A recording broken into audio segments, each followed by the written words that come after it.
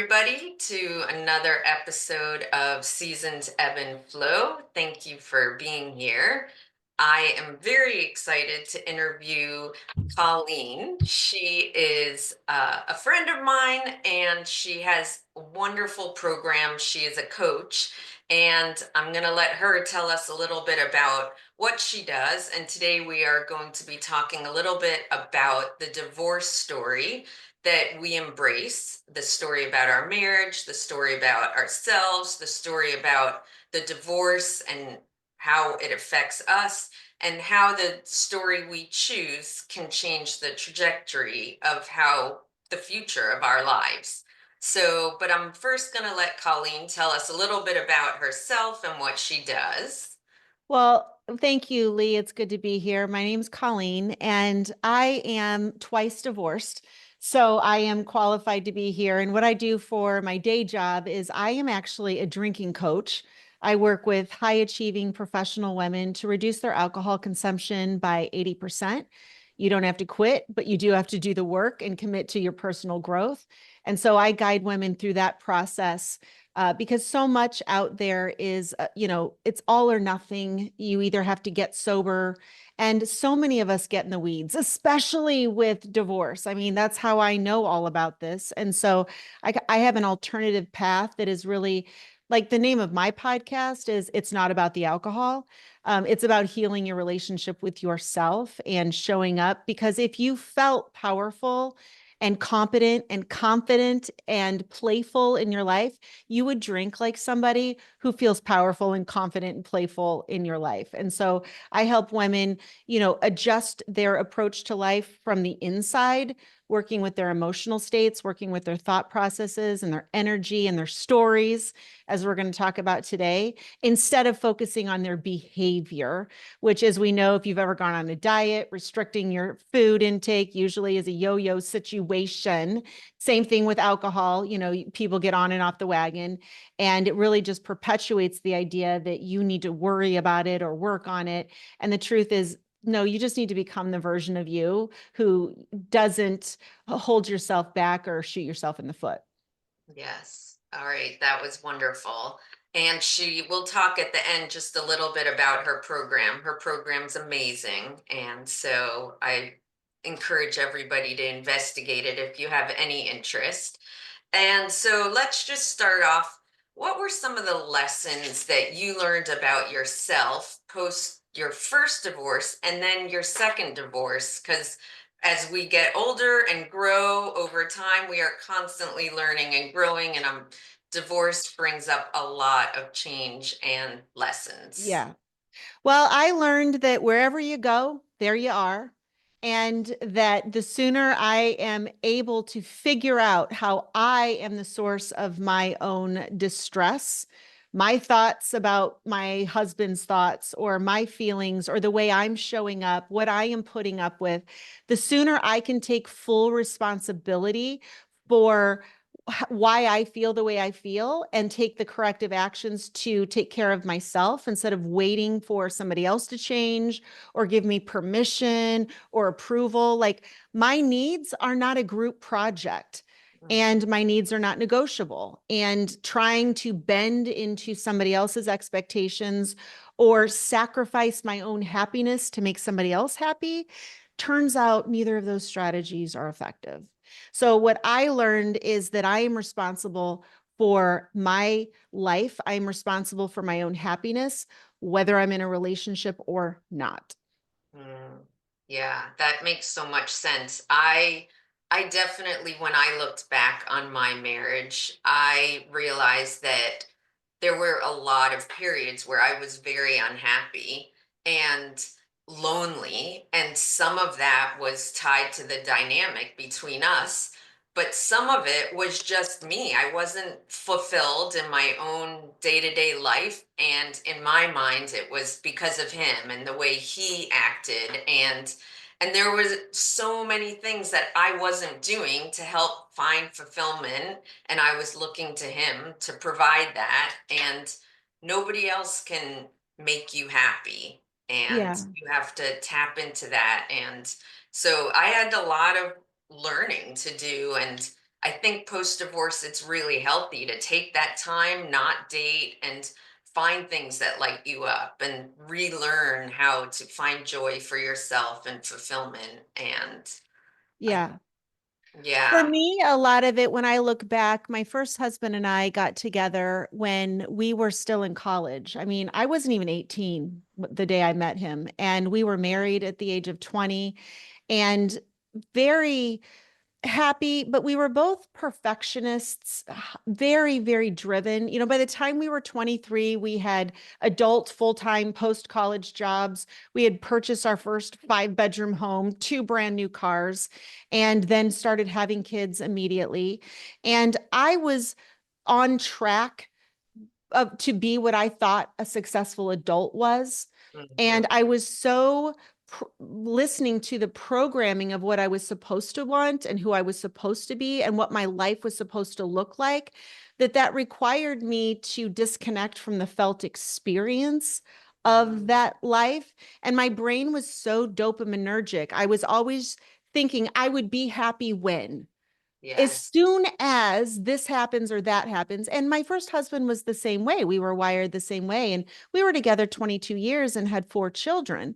But what slowly happened to me over time is that I painted myself into a corner, if you will, where I was the traditional, I stayed at home with the four kids and I helped him with his career.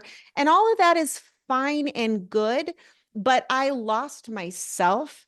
I didn't feel fulfilled. I felt like I was sacrificing or giving something up, which, whether I was or whether I wasn't, I was kind of running away from that feeling. And so early in my life as a mom of four, I started drinking wine every night, because raising kids, it's like my big mental stimulation was trying to convince a 2-year-old that yes, you are wearing panties to the grocery store. And I'm Right. sorry your gockies hurt, but I have a big, busy brain and I like to have adult conversations. And a lot of those needs weren't met. And then as my husband's career grew and he wasn't home, I just felt more and more like I was the very last person on my own list. And I came by that thought and belief, honestly, as well, because when you have four kids and a busy husband with a full-time career, like the one person's opinion you can afford to ignore is your own. But over Yes. time, I was kind of just trading my own needs for drink tickets. Mm. If I could just get everything done, then I could pour a double, and I wasn't ever a drunk. I didn't drive around drunk. I didn't drink during the day, but I looked forward every single evening to kind of that soothing relief, that escape from Yeah. my body telling me that maybe I needed more than what I was doing. And Yes. it was just a slow boil into a nightly ritual with alcohol. And my first marriage, I wouldn't say ended because I was drinking that much. I was, but it was not something that felt abnormal. It didn't fuel all of our fights. Certainly, it did not help, Yeah. but it did also keep me from really addressing my own responsibility in it. Mhm. I thought when I went into my first divorce that I was empowering myself and, we're going to be the best co-parents and move forward. I didn't want the story, as you talked about. I didn't want the story that he hurt me or that I hurt him.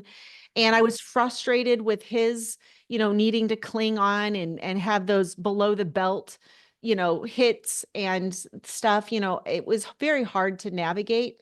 But for me, what I see now is that my lack of financial independence in that first marriage, Mhm. I came to believe, I'm not saying anything about him, nor am I saying anything about objective reality. I came to believe that I couldn't make it on my own. I wouldn't be able to support myself. And as we moved into that 20-year mark, his income, he's been working a corporate, he's the CEO of a hospital.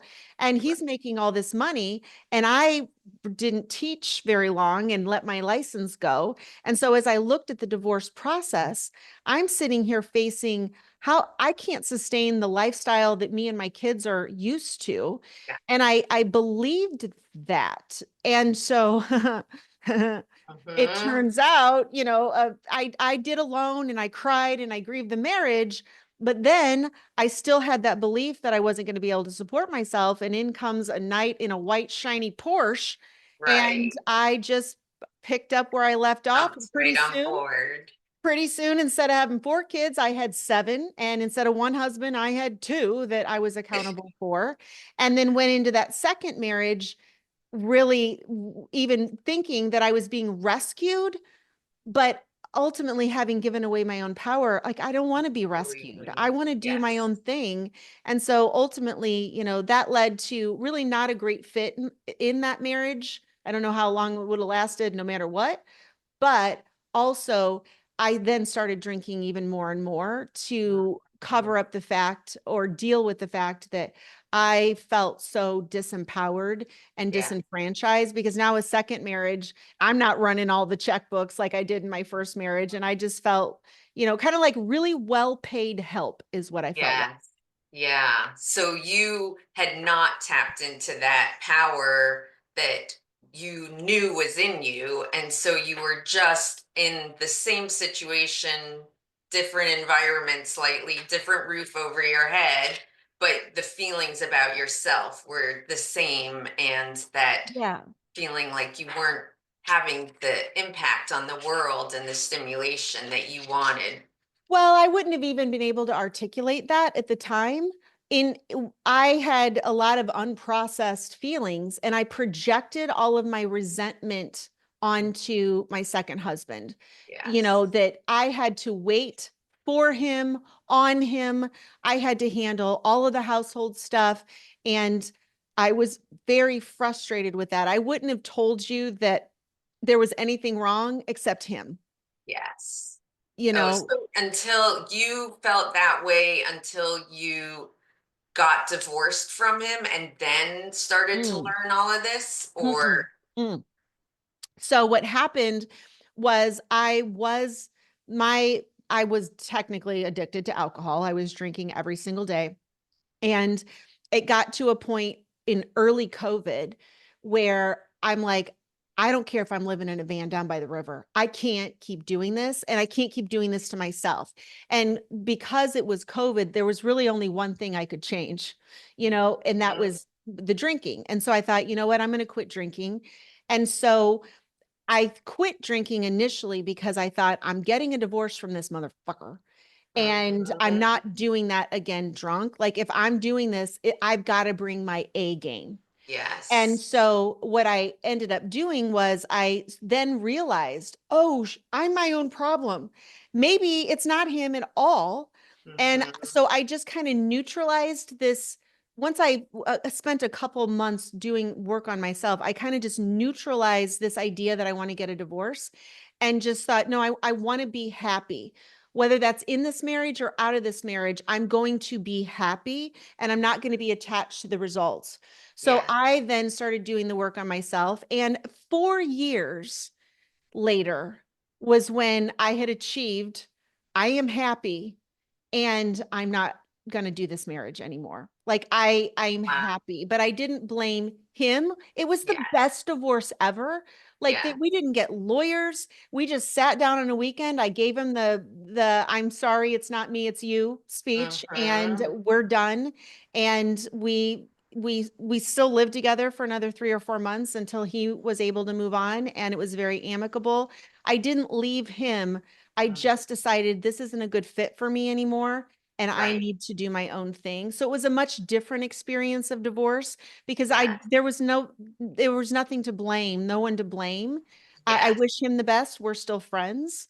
Yeah. And I just decided, but I didn't have to escape the marriage, because ultimately what Mhm. I had to do was fix myself. Exactly. I think that the amicable divorces tend to happen when each side takes or acknowledges that blaming the other person is not going to help the process. And a lot of that healing still takes a lot of time. Like you did those 4 years in the marriage, healing and growing. A lot of people have to do a lot of that post divorce. I think it's wonderful you were able to get to the point where you knew what you needed to be happy and you were happy going into the divorce, because it actually springboards you right after the divorce to have the motivation and energy that sometimes can take a while for a lot of us to get to post divorce. So you were ready after that second divorce to take on the world, which that's a pretty. Having gone through it, especially the first time, we spend so much time trying to answer the question, should I mend or should I end? Mhm. And, I got caught up. Probably the end of my first marriage was a 3-year process of Mhm. coming to that decision. And Yes. I feel like, if I had to give someone advice, I would say, like, maybe that's the wrong question.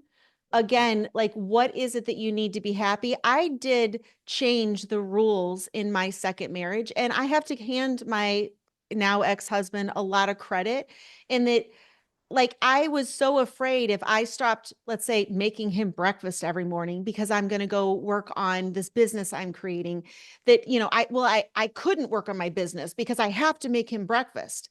And Right. instead I just said, "Oh, I can't make you breakfast because I Mhm. have to work on my business." And then Mhm. let him adjust, like, let him own his feelings, not make his feelings a problem. I mean, I've Yeah. trained him to expect me to make him breakfast, and now Right. I'm not. So if you want to pout, like, let me know when you're done and we can go out later for dinner or something. But so Right. I got a lot of experience becoming comfortable with Mhm. boundaries right in the marriage that I did always know it wasn't going to last. Yeah. But I was able to practice setting those boundaries and allowing him, he wasn't abusive, he didn't Right. scream, there it was just, I saw how far I could change right in the middle of a relationship and actually change the dynamics of the relationship, which allowed me to show up for Absolutely. our divorce and show him how we're going to do this. Yeah. We're not going to be below the bay. Oh, you're having a pissy, like, let's take a time out, and not reacting to his reactions, giving him his space, not making his feelings a problem, engaging with Mhm. him when he was being respectful. And then when he wasn't, we'll have to reschedule this for another time. Like, I learned so much in the marriage Yeah, before I that's ended it. wonderful. Yeah, you basically learned how to step into your own personal power and be assertive, not a bitch, but assertive and create healthy boundaries. Yeah. And then that's the nice thing is you learned all of that and then realized this marriage isn't going to work for us. And that's okay. We don't hate each other. It's just it's run Yeah. its course. But Yeah. I think those are all really important lessons that people either have to learn in the marriage and realize they have to leave, or work on learning and building those skills. And I think many of us come out of a marriage and we've shrank to fit into some kind of a box, lost our spark, don't even know what makes us happy anymore. And we get out of the marriage knowing that that's not working anymore, but then we have to learn how to reclaim our power. And Yeah. I didn't even know what boundaries were when I got divorced. Like, I Yeah. swear I got a book that was called Boundaries, and I was like, I don't really understand it. I didn't even understand the book. Like, it really took a lot. I grew up in a household where boundaries were not a thing, nobody had them. So, yeah, there's a lot of new learning that has to take place, whether it's at the end of a marriage or post Yeah. divorce. Yeah. So, And that's where I think changing your goal from should I mend or should I end? If you're in a safe home, I wasn't being beaten, everything was fine. Instead of, like, focusing on, I can't be happy until I get this divorce, and then throwing my life into yet another financial catastrophic chaos upheaval with the kids and everything, and just focusing on my own happiness and then just delaying like what I'm going to do with that happiness. Mm-hmm. It really changes things because I know so many people are like, I have to escape this marriage because I'm not happy. I remember my catching my own thought process because I'm like, I'm going to get a divorce because I'm so fucking lonely. He's never here. You know, Mm-hmm. he's always doing his own thing. And then the thought, I had a little giggle because I was like, oh, you're going to get a divorce and be less lonely? Like, Right. I'm sorry, loneliness is not a lack of a people problem. It's a lack Yeah. of connection with yourself. And when I realized that, like, I don't have to get a divorce to solve the loneliness problem. And so Mm-hmm. I began to take responsibility. You know, what am I doing? What do I need? And if he's not the person that can meet that, then, you know, am I doing groups or other friendships or activities? I started working on a business and traveling for my networking opportunities and stuff. And I just started living a life right in the middle of my Yes. current life. And then Yeah. just decided at some point, yeah, it's time to go. Yeah, I definitely can relate to that. Like, I think also when you have younger kids, it's totally different. Like, they need you so much, and so making time for yourself is harder. But as your kids get older, you're so used to still making those constant sacrifices or putting everybody first or just saying, "Oh, I shouldn't either spend the money or the time." And you have to like retrain and come up with a whole new set as your kids need you less and allow yourself to start a business or travel or whatever it is that's going to make you happy. And if you're going to stay in the marriage, it means there might be new rules and norms that need to be created. So yeah, it's a again like a rethinking and reframing and creating new stories process itself.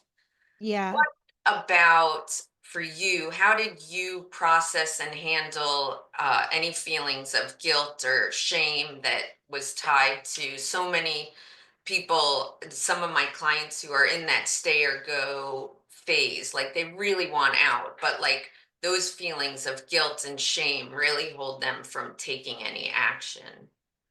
Um, I guess what I would say there, this is more of a coaching answer. I can't say I did this great, but Hmm. it's more of making room for the whole truth.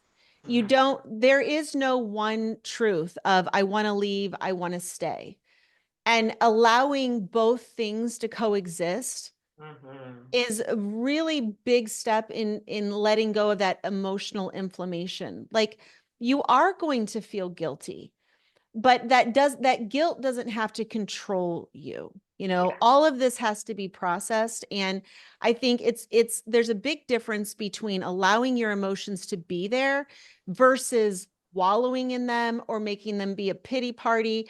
Because if guilt is controlling you, I can't leave because I'd be breaking up my family. Hmm. Well, then what happens is you're not telling yourself the whole truth, which is, oh, you can leave.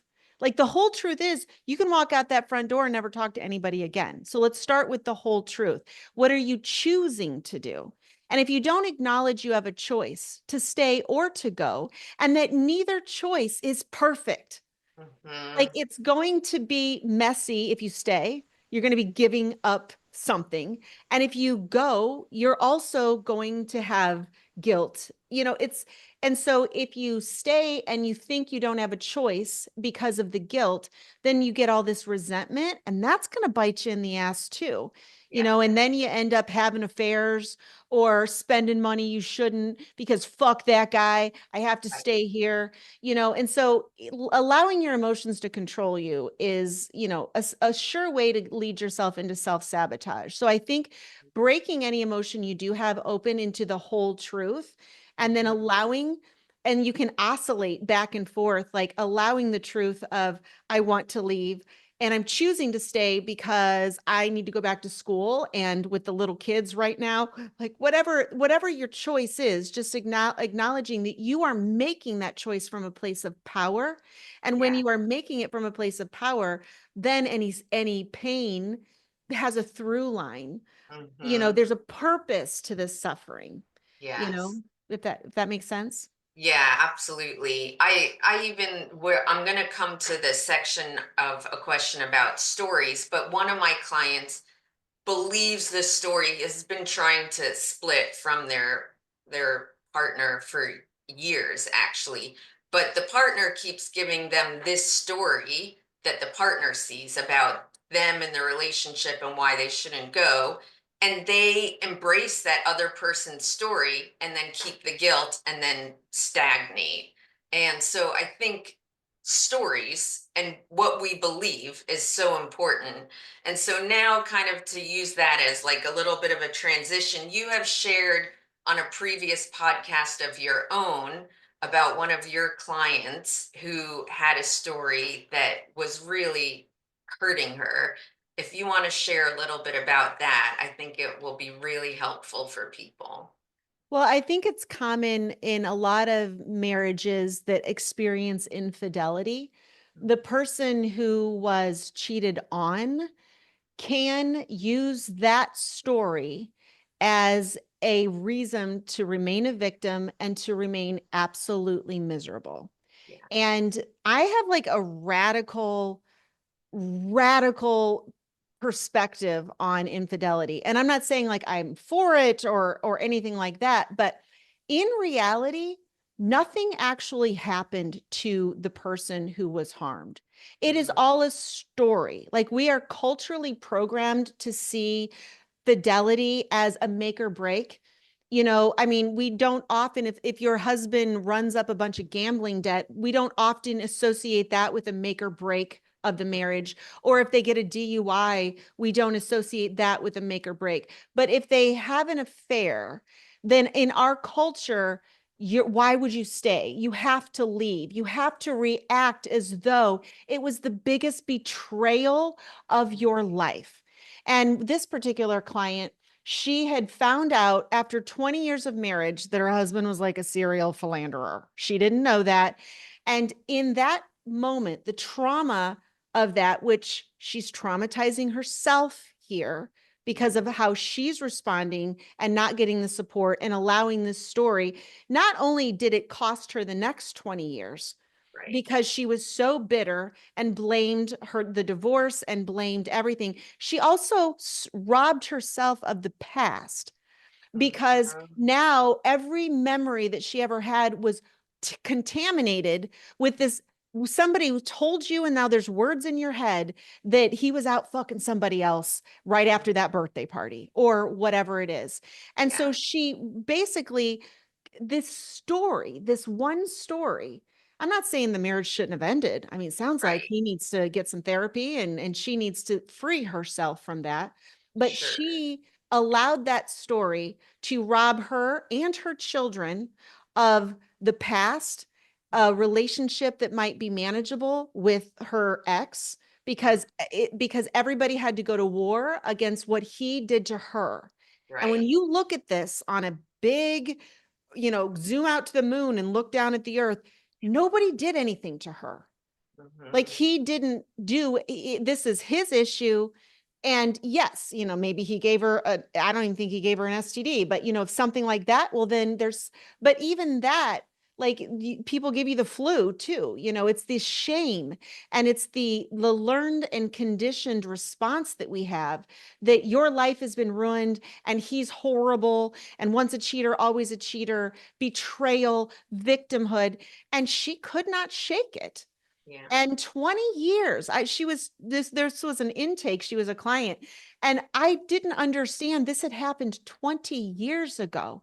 And she is still living in the trauma of that moment as though it just happened. And her kids, she was telling me about her kids and the ex, and her kids are in like their 40s. I'm like, what the heck is going on here? And so Yeah. she was so caught up, she adopted this identity of a woman wronged. And Mhm. didn't didn't see beyond what else could be true. Yes, absolutely. And I think that is the key to finding your own happiness is letting go of, I mean, I do believe you have to work through the pain and let Mhm. yourself feel and not stuff it down so it doesn't stain your body and cause disease. And a lot of us today struggle with feeling our feelings and sitting in the discomfort. But once you've done that and you want to move on, creating a story that helps you move on.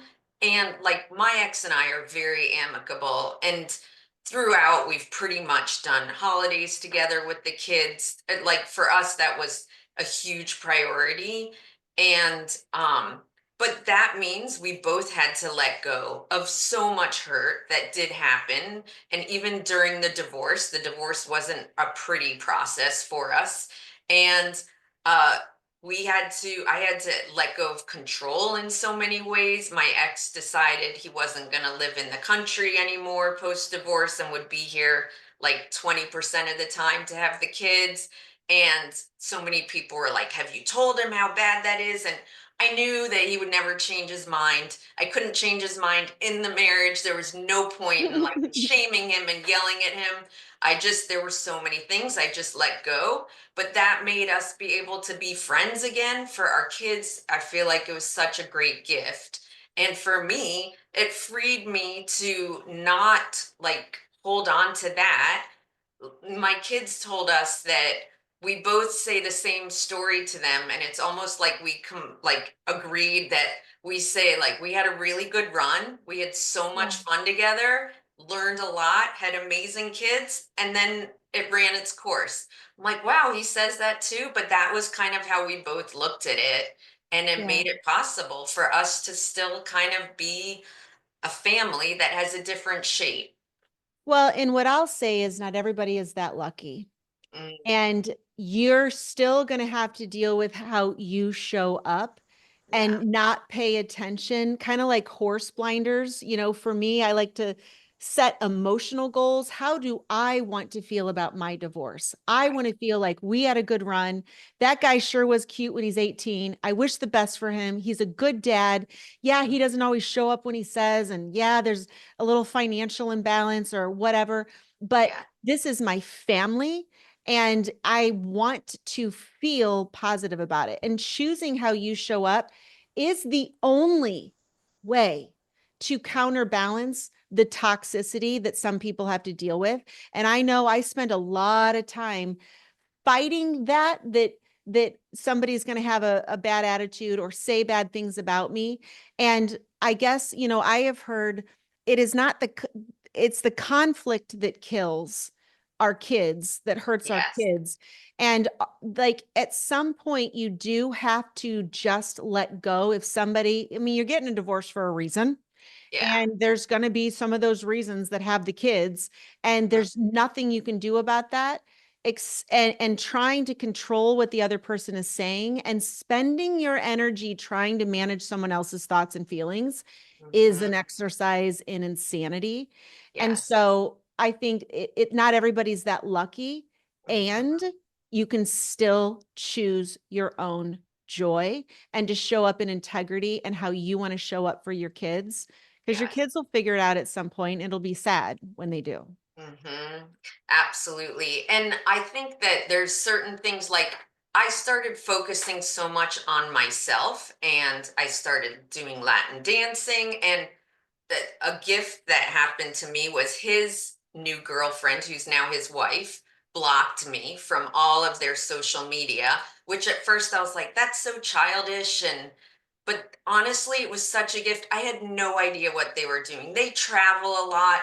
I think if I had seen some of that, it would have drawn me back into that's not fair. Yeah. I have this harder life. I have the kids most of the time, things like that. But that was all like, and it was easier because they live on the other side of the world. So there isn't like, I wasn't seeing them a lot with the handoffs and stuff. So honestly, I think there are pros and cons to every situation, but I feel like mine actually was a gift for me. But I think I then just was so focused on me and my healing and my growing and my joy, finding fun, that Yeah. I focused on them so little. I totally acknowledge that he's a very rational person. And so, we didn't get emotional. I didn't get mean, horrible texts. And when people get that, it's much harder stay in that positive story. So yes, I recognize that I am very lucky in that respect. But Yeah. Yeah. But even what you just shared there was an example of you choosing to make a story about the fact that you were blocked. mm, Some people could many people would also choose that it's never been right and his new whore blocked me. So we couldn't actually be a family. And it's like learning to work with what you got, accepting what is instead of arguing until you are blue in the face and exhausted about what should be. It just yes, is what it is. How do I make the best of this? And how do I choose my own happiness? Because you're the one that would be suffering right now if you were holding that against him or her. And sure. that is the personal radical responsibility that we can take is understanding what I'm choosing to pay attention to, what Mhm. I choose to make a problem out of, whether it's somebody's feelings or whether it's somebody's social media shit, whatever. Like that's then, where you're spending your attention. And Yes, that's, you have to experience that in your body. Your anger, like they say, you can't, anger is like, or resentment or whatever is like eating poison and expecting somebody else to die. yes, You have to want to be happy and not be looking for every reason to forego your happiness because there's always going to be reasons. yes, absolutely. And that, even there's that saying, you have to love your kids more than you hate your ex. And if you are focused on them and wanting bad for them, or you're not focused on yourself, and your kids end up being in that crossfire. And Yeah. so, yeah, it's Well, focus. and I would say you have to love yourself. I Mhm. would say because and we do say, and I would have said the same thing, you have to love your kids. But I Right. have to tell you, like, even when I had to make decisions and I knew the kids would be better off with me because I'm the mom and I always have been, and my ex-husband doesn't even know how to cook and blah blah blah. And having to put myself first, like do my business and insist that he take the kids on his time was Yeah. really hard. But I also loving myself was actually the best thing I could do for my children, Yes. teaching them how to be resilient, how to start a career when you're 46 years old and knock it out of the park when, 5 years ago you were a little drunk and hungover most days, and showing them that that requires you to say no, that requires you to let other people be okay with Mhm. less than, you would be providing for them, because Right. what you are providing for them is a whole person and a Yeah. role model as a woman who is capable of taking care and doing the hard things. Yes, absolutely. And I think it is so wonderful for kids to see their mom take a stand for themselves, like not settle in a relationship to be treated terribly, and either stand up for themselves and change the dynamic or leave, rather than modeling for your kids, well, I don't want to break up the family, so I'm going to stay here in this really unhealthy relationship. But also like learn seeing their mom take a stand and build something or get a job that empowers them. And that is also role modeling so many important things. But yeah, it's a complete mindset shift, especially if you've been a stay-at-home mom and kind of controlled all their actions and Yeah. activities. And so there's a lot of mindset shifts that have to take place. One of the litmus tests I've always asked or thought of or relied on is, would I choose this for my own daughter? And if Mhm. the answer is no, then get your Yes. ass into gear, because if Right. you're not saving her pain by teaching her that sacrificing yourself for her own children, Right. that's not, we've been raised to look at moms as martyrs. And Yes. that's not going well. Hi, there's Mhm. millions of women with alcohol use disorder. There are millions Right. of women with mental health issues and, financial disempowerment. And, we're not able to support ourselves in midlife or whatever. And we can't pass that on to the next generation. No, absolutely. I know I think of a funny story when my kids were really little. My mom was visiting and she was making me some food. And she's like, oh, do you want some blueberries? And I was like, no, those are for the kids. She's like, what, you don't deserve blueberries? And I was like, she's like, if you want blueberries, you should eat some blueberries. And it just kind of like was a little wake up call about how, yeah, I was like Yeah. focused on them eating Yeah. healthy and I didn't need to get the I sugar. only eat their leftover tater tots. If there's Ex- blueberries smashed on the floor later, I'll just finish those. I mean, that's Yes, how I ate for exactly. years too, just on my Right. kids' plates. And yeah, and we just lose ourselves. And I think, just to bring it kind of full circle, whether you're getting a divorce or not, start dating yourself. Like now, as a divorced woman, I am my own life partner and I am not taking any applications for any, like, if I ever get into another relationship, I'm sure I will. I'm only 51, Yeah. but I will be a whole person and Mhm. I'm not shopping for a new life partner. And Yes. that's one of the things I think that is different once you've gone through a divorce. You don't have to go shopping for a new life partner. You become your own life partner. First of all, anybody that you attract is going to be so much better off than some other half of a person looking for the missing half, Right. and avoiding those same patterns that we walked into. Like, become your own life partner. Like, Mhm. to me, like, I do things for myself. I take myself on date nights, instead of like, oh, I have to learn to do stuff by myself. I'm like, oh, I think I'm going to take Colleen to the embassy and take her to a show because I know she likes that, and Nice. write myself little post-it notes in my bathroom, like my spouses both used to. Both of them were kind, and little love you notes. I just write myself a love you note. It's amazing. Yes, I love that. All right, I love that. And so we'll end on such a positive note. Where can people find you if they are interested?